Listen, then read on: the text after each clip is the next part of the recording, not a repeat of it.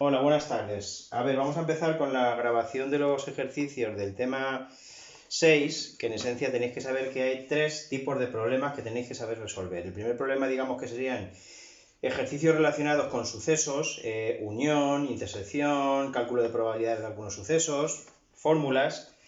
El segundo tipo son los que son de diagrama de árbol y el tercer tipo son los que son tablas de contingencia. Esos son los tres tipos de ejercicios que tenéis que controlar, que os van a plantear en la mayoría de los ejercicios y muy fundamentalmente las tablas de contingencia. Es lo que más suele caer de la parte de probabilidad.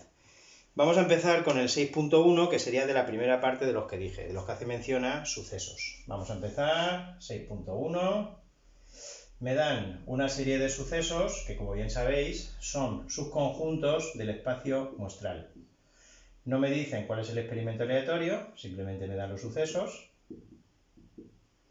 El suceso A es el 1, 2, 3, 4, el suceso B el 2, 4, 6, 8 y el suceso C, que está formado por el 3, 4, 5 y 6. Esos serían los sucesos. Y me piden en el problema 6.1 que calcule cuál sería el suceso A intersección B unión con C. Cosas que tengo que tener claras y que no tengo que confundir es la diferencia entre la intersección y la unión. Esta sería la intersección, ¿vale? Esta sería la intersección, el símbolo de intersección, el I, que se dice en el lenguaje usual, A y B, mientras que la unión, que sería la disyunción lógica, que sería el O, que decimos en el lenguaje usual. La unión serían todos estos de aquí. Esta sería la unión. Intersección, unión. En este caso me dicen que tengo que calcular un suceso utilizando las dos operaciones. Obviamente, lo primero que tengo que hacer es calcular A intersección B.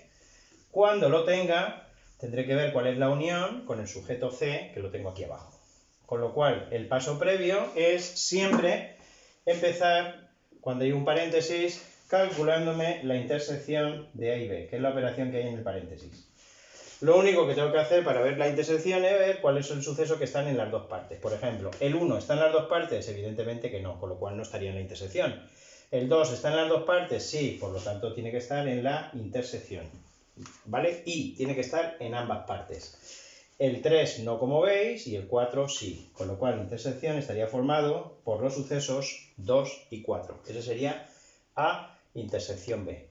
Y ya para contestar, tengo que ver cuál es la unión entre ese suceso y justo el que está arriba. Recordar que para que esté en la unión tiene que estar en el uno o en el otro, no y, que sería la intersección. Con lo cual, para estar en el uno o en el otro, mirando arriba y abajo, pues veo que son el 2, el 3, por yendo en orden, el 4, el 5 y el 6. Tiene que estar en el uno o en el otro. Esta sería la respuesta del 6.1, por lo tanto la correcta sería la respuesta C. Vale. Vamos a pasar al 6.2, en el cual me dan el espacio muestral. La pregunta es, ¿qué era eso del espacio muestral? Pues dado un experimento aleatorio, el espacio muestral, recordar que era el conjunto formado por todos los resultados posibles que se pueden dar en ese experimento aleatorio. Si me dicen en el 6.2 que el espacio muestral está formado por cara, cara, lo voy a escribir así por escribir menos, cruz, cara, en el contexto de la probabilidad siempre la cruz se pone con una X. Cara, cruz, este lo he puesto al revés. Este era cara, cruz, aquí era cruz, cara y aquí era cruz, cruz. La pregunta es si el experimento aleatorio es, apartado A, lanzar una moneda 2 veces, lanzar una moneda 4 veces o lanzar una moneda 8 veces. Evidentemente que la moneda la lanzo 2 veces porque veis que cada resultado está formado pues, por dos opciones. Si la moneda la lanzase 4 veces, un resultado posible sería, por ejemplo, cara, cruz, cruz, cara. Tendría 4 ingredientes. Con lo cual, evidentemente, la respuesta es que he lanzado la moneda 2 veces y, por tanto, la respuesta correcta sería la A. Bien. 6.3, seguimos con los ejercicios que son simples. Me dicen que en relación con este espacio muestral, que ¿cuál es el número de casos posibles? Pues evidentemente que el número de casos posibles son tantos elementos como tenga el espacio muestral. El espacio muestral, efectivamente, está formado por todos los resultados posibles, con lo cual la respuesta es que el espacio muestral tiene 4 elementos, Por tanto, el número de casos posibles es 4 y la respuesta correcta es la B. Hasta ahí digamos que serían de los que no hay que hacer ninguna operación prácticamente. Entramos ya en el 6.4, seguimos con el mismo tipo de ejercicios, de sucesos, operaciones de sucesos básicas, probabilidades de sucesos, y en el 6.4 me dicen, 6.4, un poquito más complicado aunque tampoco mucho. De un suceso sabemos que la probabilidad de A vale 0,4. De otro sabemos que la probabilidad del contrario es 0,75. Y yo antes de seguir leyendo, automáticamente cuando me dan la probabilidad del contrario, de rebote me están dando la probabilidad de B. Porque entre un suceso y su contrario tienen que coger toda la probabilidad, tienen que coger toda la población. En tanto por ciento sería 100, en probabilidad sería 1. La probabilidad de un suceso y la de su contrario, entre los dos tienen que sumar 1. Por lo tanto, la de B sería 1 menos 0,75, que es 0,25. ¿Vale? Me dieron la probabilidad de A, la probabilidad de B de manera encubierta, y también me dicen en el ejercicio lo que vale la probabilidad de A unión B, que en concreto es 0,55. Y me preguntan la probabilidad de la intersección. ¿Qué fórmula es la que tengo que utilizar? Pues tengo que utilizar la fórmula de la probabilidad de la unión, que es la probabilidad de A más la probabilidad de B menos la probabilidad de la intersección. Tengo que tener claro que en esa forma, aunque es la fórmula de la probabilidad de la unión, me permite calcular la probabilidad de la unión si me dan la de A, la de B y la de la intersección, pero también el recíproco. Si me dan la de A y la de B y la de la unión, despejando, como voy a hacer ahora, también puedo calcular la probabilidad de la intersección. Es decir, esta es la utilidad de esta fórmula. Permite calcular la probabilidad de la unión, pero también la de la intersección, que es lo que me piden en este caso. ¿Qué tengo que hacer? Sustituir. Donde pone probabilidad de A unión B, me dicen en el enunciado que vale 0,55. A la derecha, la probabilidad de A me dicen que vale 0,4, más la probabilidad de B, que yo he deducido que vale 0,25, menos probabilidad de la intersección, que es justamente lo que me piden. Para calcular la probabilidad de la intersección, a poco que uno sepa de ecuaciones, sabes que como esto está restando, me lo tengo que llevar a la otra parte sumando. Como es negativo, a la otra parte me lo llevo positivo. Otra manera de decir lo mismo. Y a la derecha me quedaría el 0,4 más el 0,25 que ya tenía, y este 0,55, que por igual motivo pasaría restando. Conclusión, que la probabilidad de la intersección vale 0,4, 0,40, va a hacer la cuenta más fácil, más 0,25, que es 0,65, 0,65 menos 0,55, 0,10, o directamente 0,1. Eso es lo que valdría la probabilidad de la intersección. Con lo cual, en el 6.4, la respuesta correcta, que lo miremos bien, sería la A. Perfecto. En el ejercicio 6.5, como habéis visto, lo que me dan es un diagrama que sigue insistiendo de nuevo en la unión y la intersección. Me dan el dibujo, vamos a borrar bien.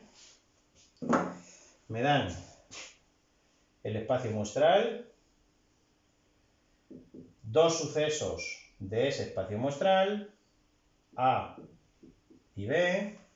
En concreto, el suceso A, que es obtener un número menor que 3, bueno, me dan aquí el 2, aquí me dan el 1, aquí me dan el 3 y aquí el 5, y aquí me dan el 4 y el 6. Eso es lo que me dan.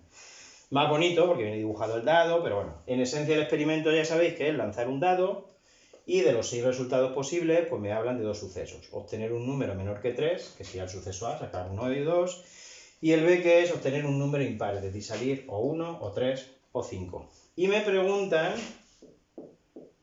que la parte que está sombreada, que es a la que yo le he puesto las rayas, se corresponde con qué. Las opciones son con A unión B, A intersección B, o el contrario de A unión B. Evidentemente que la respuesta es A unión B. Por lo tanto sería la A.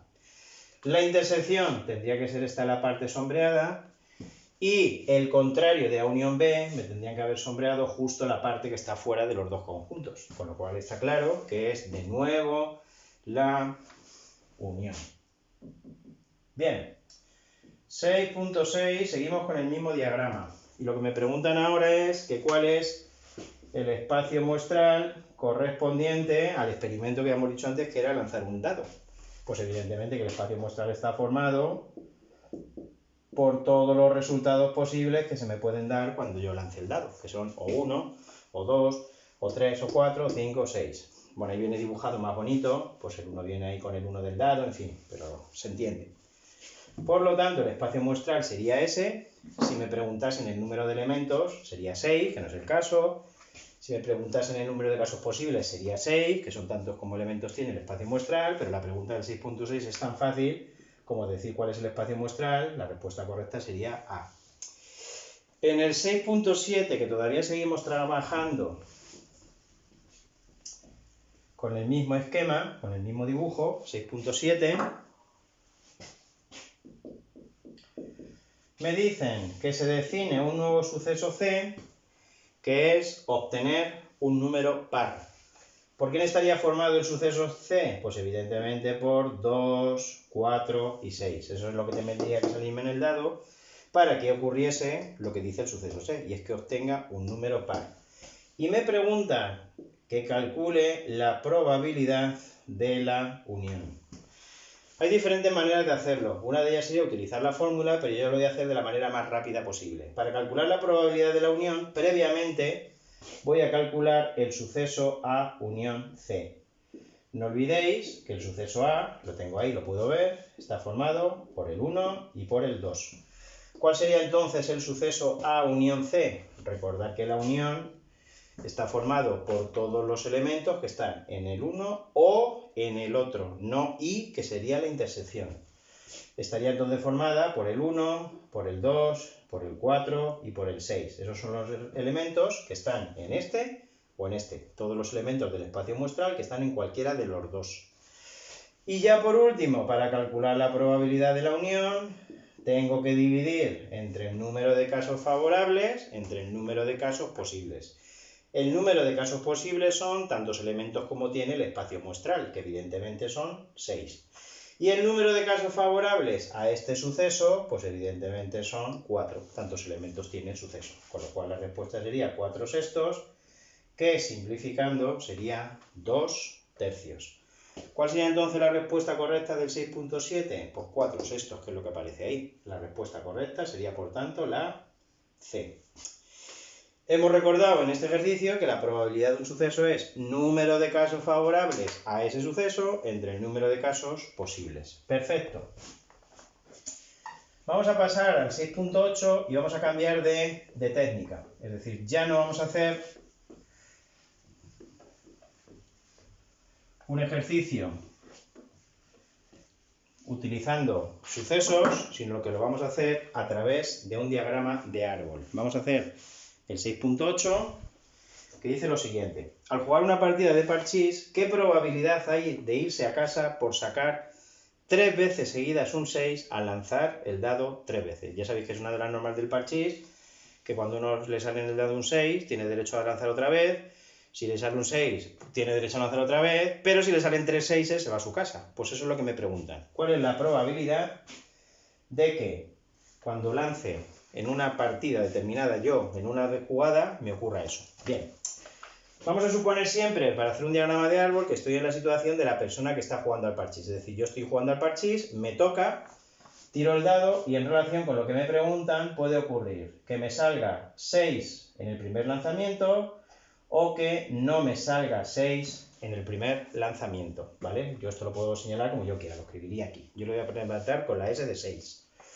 ¿Cuál es la probabilidad de que cuando lanzo el dado la primera vez me salga un 6? Pues un caso favorable de los 6 posibles, es decir, esto sería un sexto.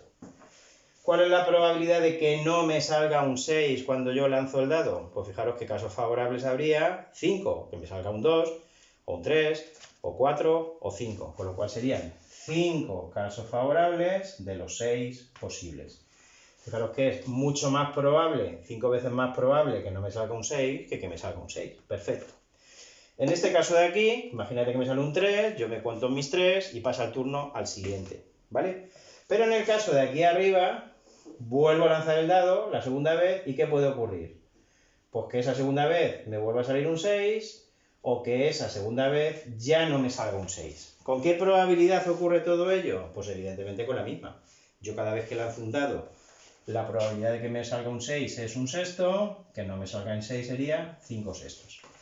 En este caso de aquí, yo me cuento lo que me haya salido, imagínate un 4, si me con una ficha me cuento 20, o no me puedo contar porque estoy atascado, lo que sea, pero ya mi turno pasa al siguiente. Pero en este caso de aquí, supuesto que me ha salido otra vez un 6, vuelvo a lanzar. Y las opciones son que en el tercer dado me vuelva a salir un 6 o que no me vuelva a salir un 6. ¿Con qué probabilidades? Un sexto y 5 sextos. En este caso de aquí, yo me cuento lo que me haya salido, un 5 por ejemplo, un 3, un 2, y en este caso de aquí me voy a mi casa. Y este es lo que me están pidiendo. ¿Cuál es la probabilidad de que ocurra esto?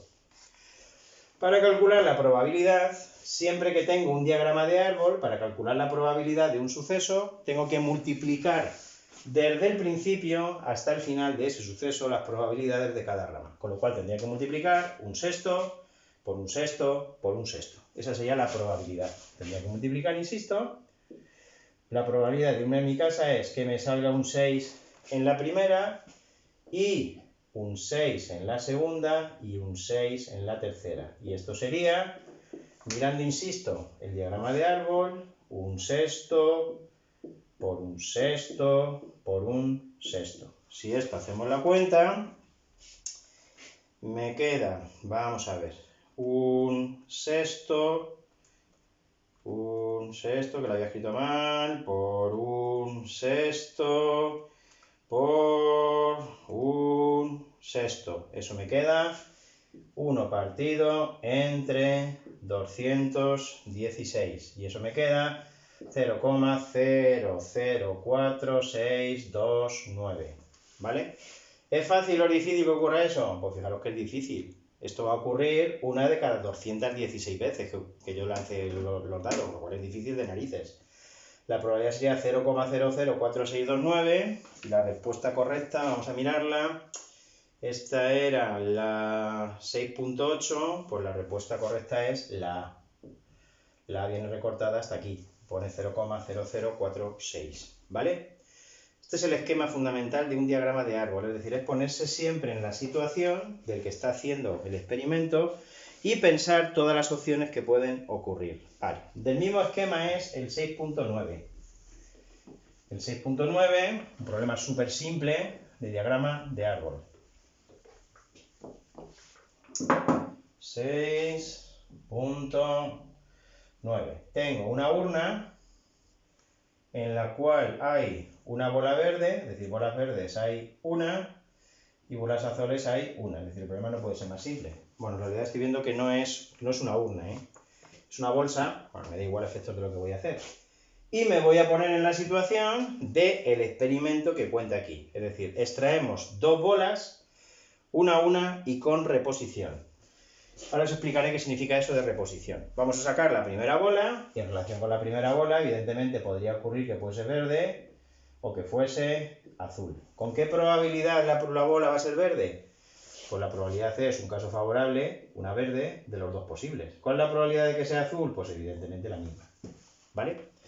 ¿Qué ocurre cuando yo saco la bola si es verde? Pues que como yo la vuelvo a introducir dentro de la bolsa, las probabilidades son las mismas, es decir, la segunda bola puede ser verde o puede ser azul, con probabilidades un medio y un medio. Y aquí abajo exactamente igual, verde o azul, con probabilidades un medio y un medio. Y una vez que he hecho esto me pueden preguntar lo que sea. En este en concreto, bueno, me estoy dando cuenta de que las probabilidades me sobran porque creía que me iban a preguntar alguna probabilidad y no es el caso. Lo único que me preguntan es que cuáles son los resultados posibles. Los resultados posibles, el espacio muestral, los pares posibles, que es lo que me dicen, pues serían esta opción, que como veis serían verde la primera, verde la segunda, la siguiente opción que sería verde la primera, azul la segunda, la siguiente opción que sería azul la primera, verde la segunda, y azul la primera y azul la segunda, ¿vale?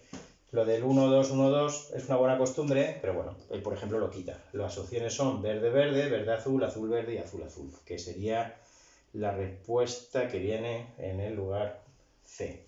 Vale. Vamos a pasar al 6.10. Problema interesante porque es el primero que vamos a hacer de diagrama de contingencia, tabla de contingencia, ¿vale? Se utiliza muchísimo. 6.10.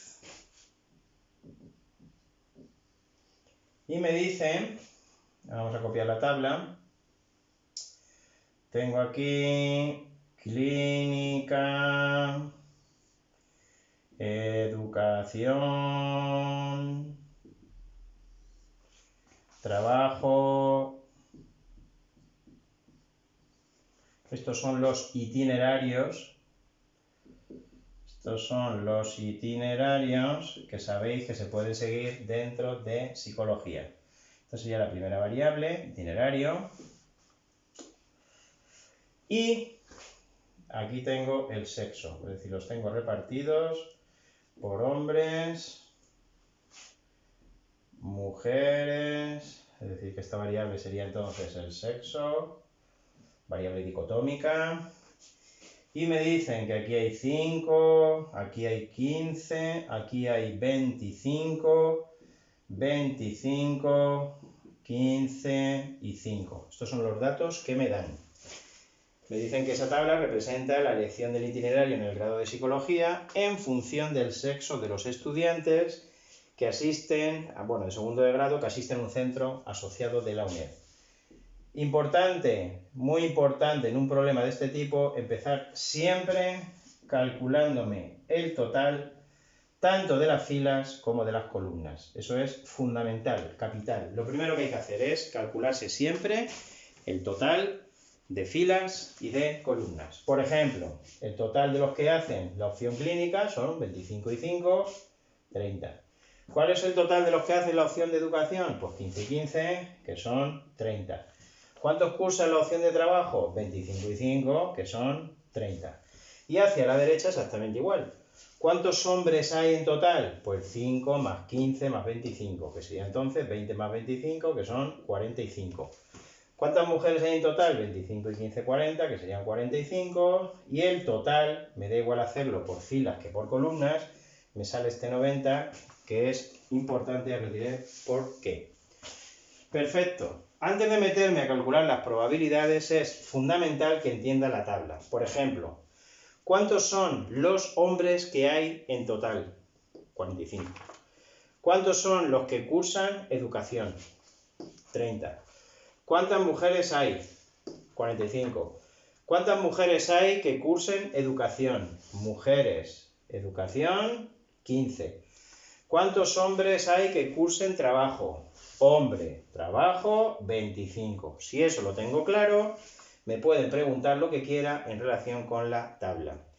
En concreto, en el 6.10, lo que me preguntan es que si elegimos al azar a un estudiante, ¿cuál es la probabilidad de que sea hombre y quiera realizar el itinerario de educación? Lo escribo, probabilidad de que sea hombre, yo lo voy a representar con la letra H, y quiera hacer el itinerario de educación. Vale. Y en todos estos tengo que utilizar la fórmula de la probabilidad condicionada, ¿vale? La probabilidad de la intersección de dos sucesos es la probabilidad de... Vale, no, voy a calcularlo directamente. La probabilidad de la intersección voy a calcular como casos favorables entre casos posibles. Casos posibles, ¿cuál es la probabilidad de elegir a una persona en concreto al azar? Pues tengo 90 personas, con lo cual sería 90. Y la pregunta es, ¿cuántos hombres hay que hayan elegido trabajo? Es decir, estas dos cosas. Hombres y trabajo hay 25, con lo cual sería 25 de 90. Si hago la cuenta, me queda 25 entre 90 y eso queda 0,27. 0,27. Vale.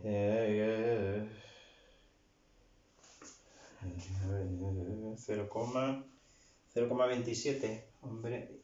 Sí, 0,27. Con lo cual, la respuesta correcta sería la C, ¿no? La persona que quiere realizar un itinerario de educación, que sea hombre, no, lo estoy haciendo mal.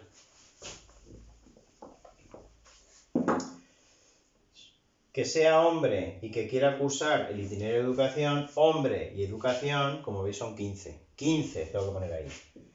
15 entre 90. Hombre y educación. Estaba mirando, creo que era hombre y trabajo.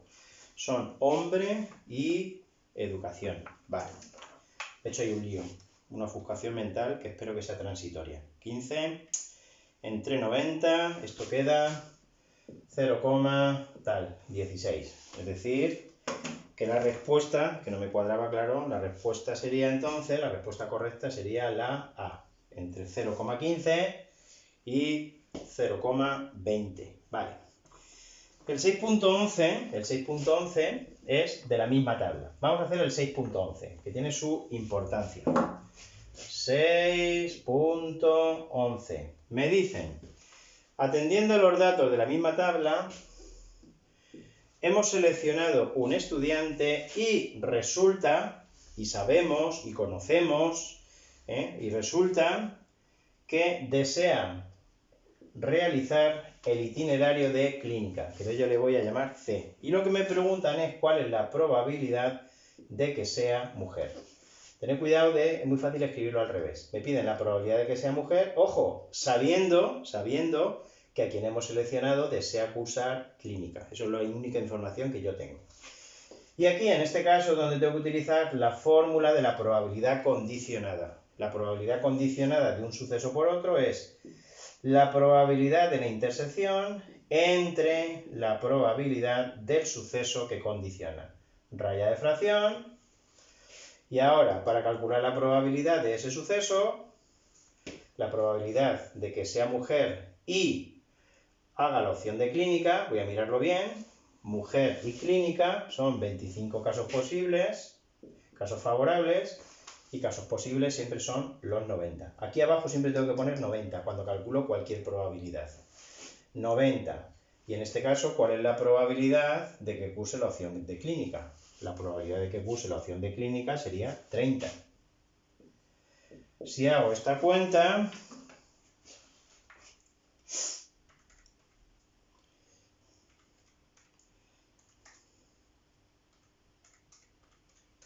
eso queda 0,83, ¿vale?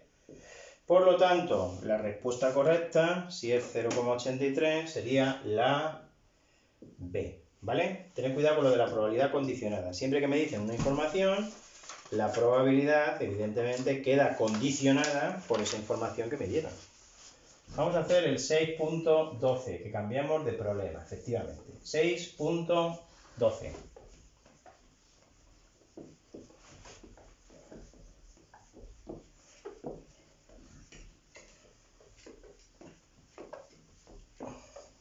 En el 6.12, tengo 28 minutos, no está mal, me dice, se realiza un estudio sobre el hábito de fumar en adultos de mediana edad con 200 hombres y 300 mujeres. Un 30% de los hombres reconocen que fuman habitualmente y el 225 de las mujeres se declaran no fumadoras.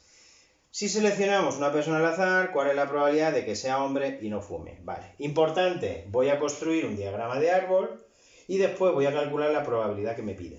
Bien, selecciono una persona al azar y evidentemente podría ocurrir que fuese hombre o que fuese mujer. Como quiera que hay 200 hombres y 300 mujeres, la probabilidad de que sea hombre serían elegir a cualquiera de los 200 hombres de las 500 personas que hay en total, ¿vale? Hombres hay 200 y mujeres hay 300. ¿Cuál es la probabilidad de que la persona que yo elija sea una mujer? Pues evidentemente, casos favorables son 300 de los 500 casos posibles. Perfecto. En el caso de que sea hombre, puede ocurrir que se declare fumador o que se declare no fumador. En el caso de los hombres, me dicen que el 30% se reconoce fumador, con lo cual la probabilidad de que diga que es fumador sería 0,30, 30 entre 100, 0,30. Obviamente, si el 30% son fumadores, los que no son fumadores serían el 70% restante, 0,70, ¿vale? Otra manera, si la probabilidad de fumar es 0,30, la probabilidad de lo contrario, que también lo encontramos antes, es 1 menos 0,30. De una manera o de la otra, 0,70. Perfecto. Vamos a suponer ahora en el caso de que la persona que yo haya elegido sea mujer. ¿Qué puede ocurrir? Pues exactamente lo mismo. Que se declare fumadora o que se declare que no fuma de forma habitual. ¿Cuál es la probabilidad? Pues vamos a leerlo bien, porque me dice que en el caso de las mujeres, 225 declaran que no son fumadoras, Con lo cual, la probabilidad de que sea no fumadora, el porcentaje, la proporción, la probabilidad es 225 ¿de cuántas mujeres hay? Vamos a ver que no meta la pata. De 300.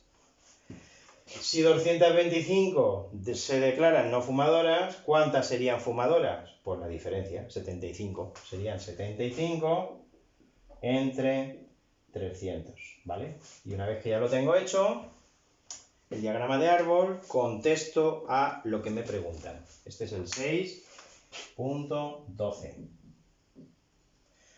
¿Cuál es la probabilidad, me dicen, de que sea hombre y no fume? Yo lo leo y lo escribo. Hombre y no fume.